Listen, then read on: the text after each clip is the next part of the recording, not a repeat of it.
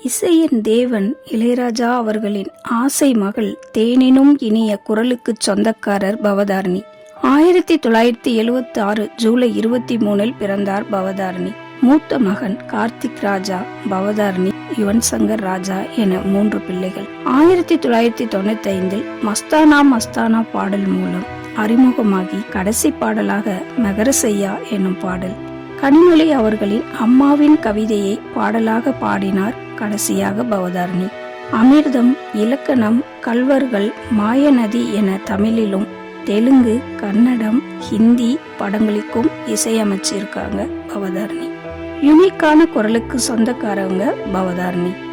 அமைதி, எளிமை, பொறுமை, நிதானம் என அனைத்து குணங்களிலும் சிறந்து விளங்கிய மயில். யாராலும் ஏற்றுக்கொள்ள முடியாத செய்தி பவதாரணி மரண செய்தி.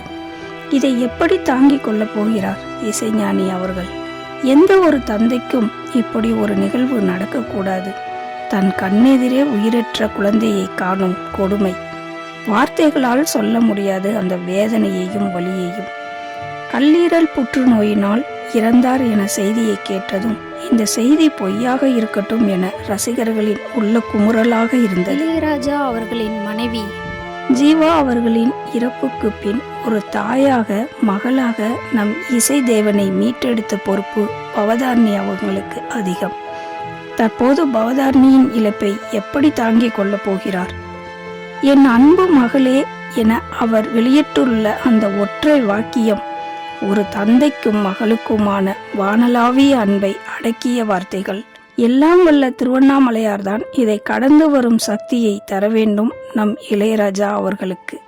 தேனியில் உள்ள லோயர் கேம்ப் பகுதியில் தனது பாட்டி தாயின் மடியில் கண்ணுறங்கச் சென்றார் நமது இசையின் குயில் பவதாரணி. மழலை குறையாத தேனினும் இனிய அந்த தேவராக குரலை இனி எப்போது கேட்போம்? காற்றில் கரைந்த குயிலின் கீதத்தின் ஆன்மா இறைவன் திருவடியில் சரணடைய பிரார்த்திப்போம்.